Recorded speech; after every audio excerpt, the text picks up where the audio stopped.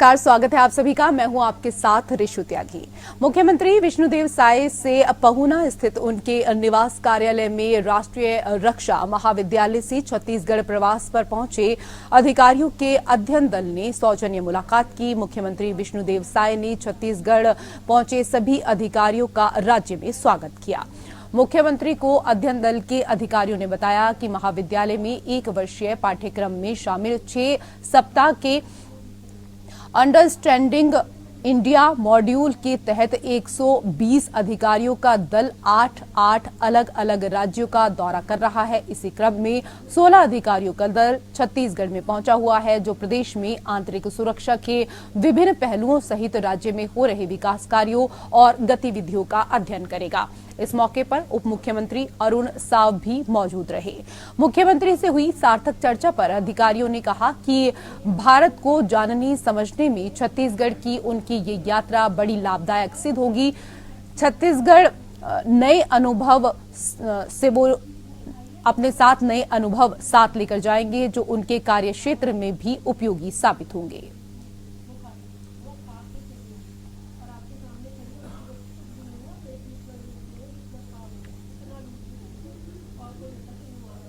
उधर पूर्व कांग्रेस मंत्री अमरजीत भगत ने रायपुर में पत्रकार वार्ता की और इनकम टैक्स की कार्रवाई पर चर्चा की। साथ ही बीजेपी पर निशाना साधते हुए कहा कि पूरे देश में गैर वाजपेयियों राज्य सरकारों के खिलाफ आतंक पैदा करने का काम बीजेपी कर रही है। झारखंड के आदिवासी मुख्यमंत्री हेमंत सोरेन को इस्तीफा देने के लिए मजबूर किया गया। मेरे घर आईटी रेड करवा के मानसिक रूप से परेशान करने की कोशिश की गई।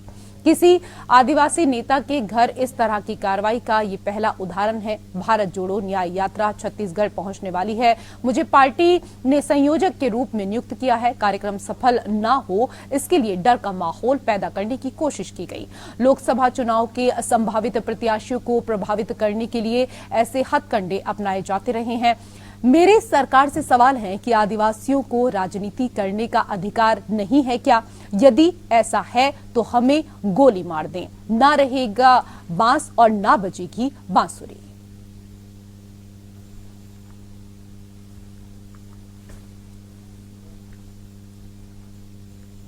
उधर कांग्रेस विधायक दल की बैठक समाप्त हो गई है और नेता प्रतिपक्ष डॉक्टर चरणदास महंत ने बैठक की जानकारी दी। विधायकों के साथ चर्चा की गई। विधायकों के क्षेत्र की इस दौरान जानकारी ली गई। किस विषय को ध्यानाकर्षण स्थगन के माध्यम से लाएंगे, इस पर चर्चा हुई। भारत जोड़ो न्याय यात्रा पर चर्चा हुई। 9 फरवरी के बजट पर चर्चा हुई। इसकी क्या कुछ तैयारी रहेगी, इसको लेकर भी इस दौरान चर्चा की गई। लेकिन बैठक का मुख्य केंद्र न्याय यात्रा रही। सभी ने एक मत से अपनी बातों को रखा। पूर्व सीएम भूपेश बघेल ने भी बैठक को लेकर जानकारी दी। किसान आज परेशान हैं। धान बेचने के लिए कई किसानों को मौका नहीं मिला, टोकन नहीं मिला। आदिवासी सीएम होते हुए जंगल की भारी कटाई हो रही है। कानून व्यवस्था जर्जर हो चुकी है। प्रदेश में नक्सली घटनाओं को लेकर भी चर्चा हुई। अमरजीत भगत स्थापित नेता हैं, आदिवासी नेता हैं। निकला कुछ नहीं। 5 दिनों तक इस दौरान यहां पर परेशान सिर्फ किया गया।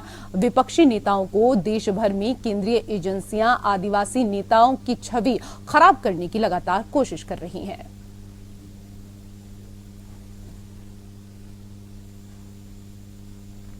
उधर उप मुख्यमंत्री तथा नगरीय प्रशासन एवं विकास मंत्री अरुण साव के मुख्य आतिथ्य और संस्कृति मंत्री ब्रजमोहन अग्रवाल की अध्यक्षता में आज रायपुर स्मार्ट सिटी लिमिटेड द्वारा नवनिर्मित स्वामी विवेकानंद सरोवर बूढ़ा तालाब पथ का लोकार्पण किया गया। इसके निर्माण से अब स्कूली छात्राओं और नागरिकों को अपने गंतव्य तक पहुंचने के लिए कम दूरी का सुरक्षित और सुगम पथ मिल गया है। रायपुर उत्तर के विधायक पुरंदर मिश्रा, रायपुर ग्रामीण के विधायक मोतीलाल साहू, रायपुर नगर निगम के आयुक्त अविनाश मिश्रा और नगर निगम की नेता प्रतिपक्ष मीनल चौबे भी लोकार्पण कार्यक्रम में शामिल हुई।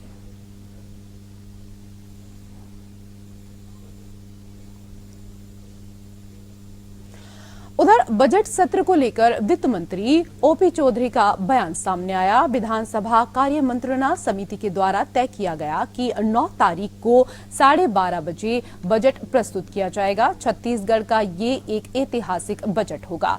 छत्तीसगढ़ के विकास को ऊंचाई पर पहुंचने वाला ये होगा, जिसमें जनता के अपेक्षाओं के अनुरूप मोदी की गारंटी की दृष्टि से प्रावधान किए गए। बजट को लेकर वित्त मंत्री ने पूर्व की सरकार पर निशाना साधा। कहा कि वित्तीय व्यवस्था सुधारने से भ्रष्टाचारियों की जेब में कम पैसे जाते हैं, सरकार के खजाने में ज्यादा पैसा जाता है। सिस्टम को बिगाड़ेंगे तो भ्रष्टाचारियों के पास ज्यादा पैसे जाएंगे और सरकार के पास कम। दुर्भाग्य है कि पिछले 5 साल में सिस्टम को बिगाड़ा गया है, भ्रष्टाचारियों की जेब में पैसे पहुंचाए। हम छत्तीसगढ़ में राजस्व आय में अब वृद्धि होगी, व्यवस्था बनाएंगे। महतारी वंदन योजना के तहत पंजीयन की प्रक्रिया आज से प्रारंभ। मोदी की गारंटी के तहत छत्तीसगढ़ की माताओं के लिए क्रांतिकारी कदम उठाए जाएंगे। बीजेपी की साय सरकार ने महतारी वंदन योजना को लागू करने का निर्णय लिया। इसके तहत हमारी माता बहनों को प्रत्येक वर्ष 12,000 रुपए प्राप्त होंगे। माता बहनों के हाथ में पैसे जाने से महिला सशक्तिकरण होगा। ये पैसे बच्चों की शिक्षा, स्वास्थ्य और पोषण में खर्च होंगे। दूरगामी परिणाम के तहत इस योजना को लागू किया गया है। ये क्रांतिकारी योजना साबित होगी।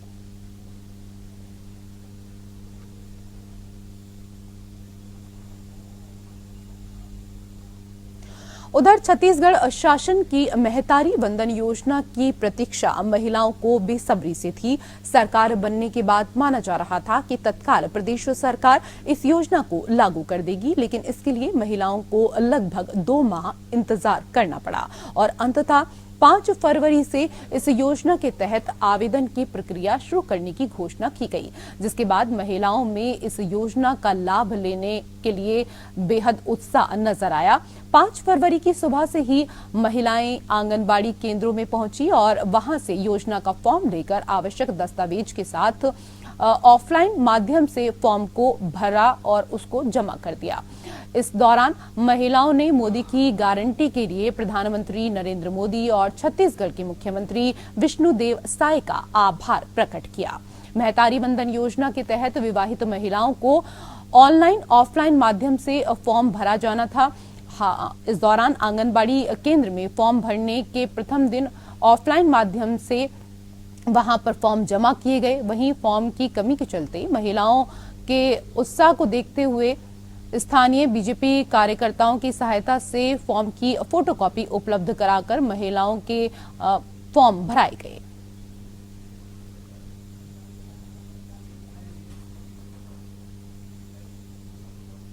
उधर छत्तीसगढ़ राज्य के गृह मंत्री विजय शर्मा के विधानसभा मुख्यालय कवर्धा में भोजली तालाब के पास अवैध अतिक्रमण पर बुलडोजर चला।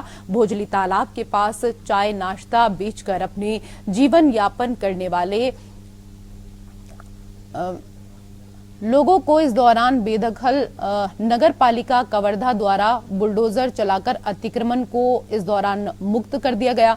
इसी स्थान पर मुस्लिम समाज के ईदगाह का चबूतरा भी है, जिसमें भी अतिक्रमण कर बाउंड्री वॉल बना दिया गया था। इसलिए अतिक्रमण स्थल से बाउंड्री वॉल को हटा दिया गया है। इससे सामाजिक विरोध का संशय था, पर गृह मंत्री ने समाज के लोगों को विश्वास में लेकर अतिक्रमण को मुक्त कराया। वहीं गरीब छोटे व्यापारी जो इसी दुकान के भरोसे उनका घर परिवार चल रहा था, जिनकी दुकान हटा दी गई, उनके सामने, उनके परिवार के सामने अब संकट खड़ा हो गया है। अतिक्रमण हटाने से शहरवासियों में इस दौरान हर्ष है और शहर के अनेक स्थानों पर अतिक्रमण मुक्त करने की आवश्यकता बताई जा रही है और शहर का सौंदर्यीकरण करने गृह मंत्री विजय शर्मा से उम्मीद जताई जा रही है कि अब शहर का सौंदर्यीकरण किया जाएगा।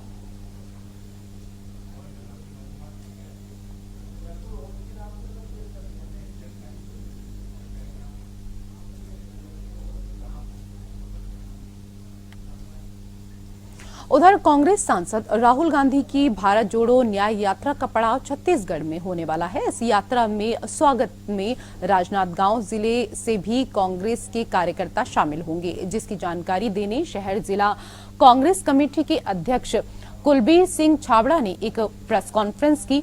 अखिल भारतीय कांग्रेस कमेटी के पूर्व अध्यक्ष एवं कांग्रेस सांसद राहुल गांधी की भारत जोड़ो न्याय यात्रा मणिपुर से शुरू हुई है। इस यात्रा का पड़ाव छत्तीसगढ़ में होने जा रहा है।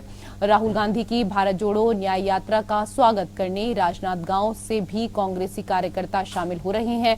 भारत जोड़ो न्याय यात्रा को लेकर प्रेस कॉन्फ्रेंस करते हुए राजनांदगांव शहर जिला कांग्रेस कमेटी के अध्यक्ष कुलबीर सिंह छाबड़ा ने कहा कि केंद्र की नरेंद्र मोदी सरकार लोगों को आपस में झगड़ा करवा रही है, वहीं देश के कई संपत्तियों को निजी हाथों में बेच रही है। ऐसे में राहुल गांधी द्वारा महंगाई, बेरोजगारी, किसानों की बदहाली, सांप्रदायिकता जैसे मुद्दों को लेकर न्याय यात्रा निकाली जा रही है।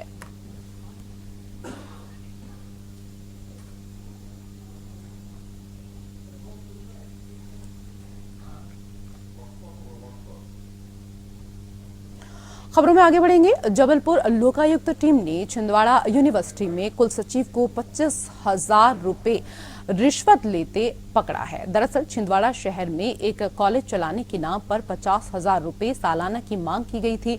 इसके बाद इसकी शिकायत जबलपुर लोकायुक्त में की गई थी। शिकायत मिलने के बाद लोकायुक्त की टीम ने 25,000 की पहली किश्त लेते हुए रंगे हाथ पकड़ा। हालांकि शिकायतकर्ता ने चर्चा करते हुए कहा कि विश्वविद्यालय के कुलपति के द्वारा कॉलेज चलाने की आड़ में 1 साल से इस दौरान 1 लाख मांगे जा रहे थे। इसके बाद 50,000 में बात हुई और पहली किश्त 25,000 दी गई थी।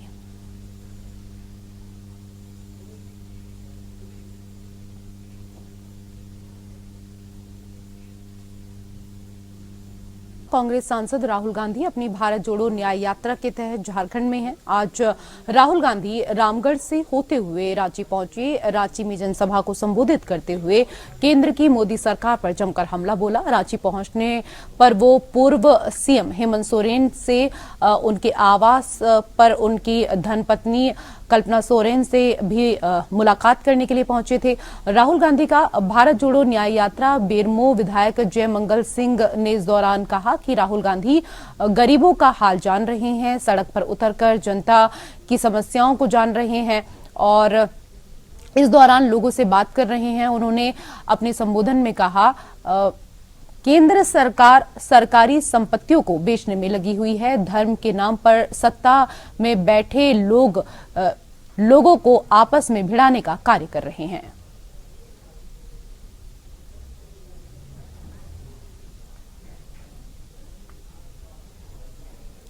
झारखंड विधानसभा में चंपई सोरेन ने काफी अंतर से विश्वास मत हासिल कर लिया। इसको लेकर कई तरह की प्रतिक्रियाएं सामने आ रही हैं। बोकारो पहुंचे बीजेपी के प्रदेश महामंत्री प्रदीप वर्मा ने कहा कि भले ही चंपई सोरेन ने विश्वास मत हासिल कर लिया हो, लेकिन जनता के बीच इस सरकार का कोई विश्वास नहीं रह गया है, क्योंकि हेमंत सोरेन की सरकार ने युवाओं झारखंड के लोगों के साथ सिर्फ धोखा ही किया है।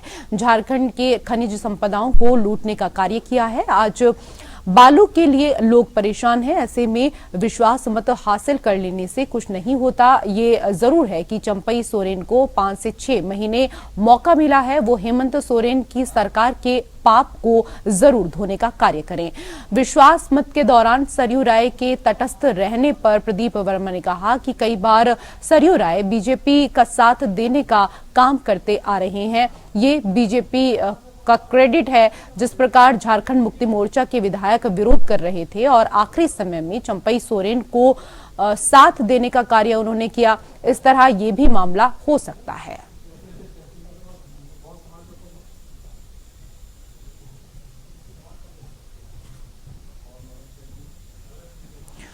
उधर बोकारो के सेक्टर 4 स्थित मैदान में स्वदेशी जागरण मंच बोकारो के द्वारा आयोजित स्वदेशी मेला, जो कि 10 फरवरी से 18 फरवरी तक लगाया जाएगा। इस मेले के आयोजन को लेकर भूमि पूजन किया गया। भूमि पूजन कार्यक्रम में जिले के 4 अनुमंडल पदाधिकारी ओम प्रकाश गुप्ता के साथ साथ स्वदेशी जागरण मंच के सभी पदाधिकारी मौजूद रहे। भूमि पूजन की पूजा स्वयं अनुमंडल पदाधिकारी 4 ओम प्रकाश गुप्ता ने की। प्रांत के मेला प्रमुख ने बताया कि मेले का उद्देश्य स्वदेशी वस्तुओं को बढ़ावा देना है, साथ ही साथ महिलाओं को आत्मनिर्भर इस दौरान बनाना है। इस मेले के माध्यम से स्वावलंबी भारत अभियान को आगे बढ़ाना है, कैसे बेरोजगारी को दूर किया जाए, लोगों को कैसे अधिक से अधिक स्वरोजगार से जोड़ा जाए, यही इसका उद्देश्य है।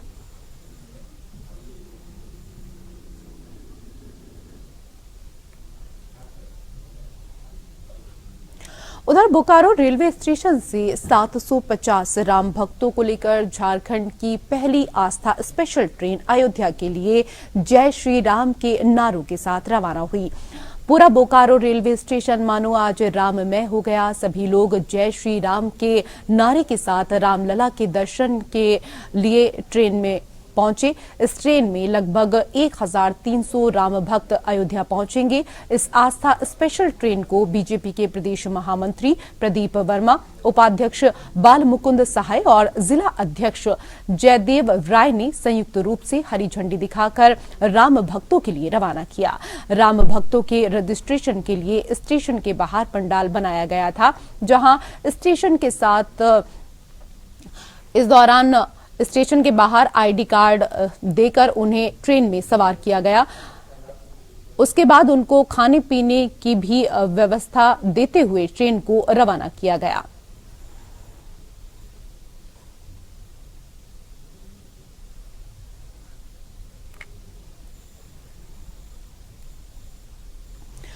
लोहरदगा बाबा दुखन शाह के सालाना उर्स के मौके पर डीसी डॉक्टर बागमारी प्रसाद कृष्ण, एसपी हारिस बिन जमा ने बाबा दुखन शाह के मजार पर चादरपोशी की। मौके पर अधिकारियों ने जिले के लिए अमन चैन की दुआएं मांगी। वहीं पुलिसकर्मियों द्वारा मजार पर सलामी दी गई। इससे पूर्व डीसी, एसपी और अंजुमन के पदाधिकारियों ने सदर थाने से चादर लेकर मजार पहुंचे और चादरपोशी की। मौके पर अंजुमन इस्लामिया द्वारा जिले के अधिकारियों की पगड़ी पोशी की गई। अधिकारियों द्वारा चादरपोशी के पश्चात आवाम के लिए चादरपोशी का सिलसिला प्रारंभ हो गया। अधिकारियों ने जिले के साथ साथ राज्य और देश की उन्नति और शांति की दुआएं मांगी। ज्ञात हो कि लगातार 2-3 दिनों तक बाबा दुखन शाह के मजार पर चादरपोशी की जाती है। इस अवसर पर उर्स मेला लगाया जाता है, जहां जिले के अलावा विभिन्न राज्यों से लोग बड़ी संख्या में यहां पर पहुंचते हैं। वहीं उर्स के अवसर पर 2 रात कवाली का भी आयोजन किया जाता है।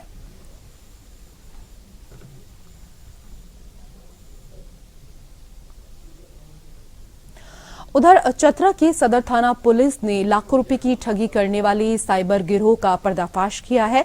मामले में पुलिस ने 5 साइबर ठगों को गिरफ्तार करते हुए ठगी में प्रयुक्त लैपटॉप, मोबाइल और सिम समेत अन्य सामान इस दौरान जब्त कर लिए हैं। गिरफ्तार अपराधियों में अरुण प्रजापति, सकेंद्र कुमार, मिथुन कुमार, फैजान और कुंदन कुमार शामिल हैं। इन साइबर ठगों की गिरफ्तारी चतरा और हजारीबाग समेत झारखंड के अलग अलग जिलों से हुई है। गिरफ्तार ठगों के पास से पुलिस ने ठगी में प्रयुक्त विभिन्न कंपनियों के 7 मोबाइल, 1 लैपटॉप, 3 भारतीय स्टेट बैंक की passbook, 1 ATM card, 1 pan card और 1 आधार कार्ड बरामद किया है। मामले की जानकारी देते हुए प्रशिक्षु आईपीएस शुभम खंडेलवाल ने बताया कि एसपी राकेश रंजन को प्रतिबिंब ऐप के माध्यम से गुप्त सूचना मिली थी कि एक युवक से सोशल साइट पर सब्सक्रिप्शन के नाम पर 14 लाख रुपए की ठगी हुई है। ऑनलाइन कंप्लेन के आधार पर छापेमारी दल ने त्वरित कार्रवाई करते हुए ऑनलाइन ठगी के आरोप में शिकायतकर्ता के द्वारा बताए गए मोबाइल नंबर को खंगालते हुए टेक्निकल टीम के सहयोग से ठगी करने वाले गिरोह के 5 साइबर ठगों को गिरफ्तार किया। गिरफ्तार ठगों ने मामले में अपनी संलिप्तता स्वीकार कर ली है। प्रशिक्षु आईपीएस ने बताया कि गिरोह में शामिल अन्य ठगों की गिरफ्तारी को लेकर निरंतर छापेमारी अभियान चलाया जा रहा है। छापेमारी अभियान में सुनील कुमार सिंह, मनोज कुमार पाल और श्रीराम कुमार पंडित समेत सशस्त्र बल के जवान शामिल थे।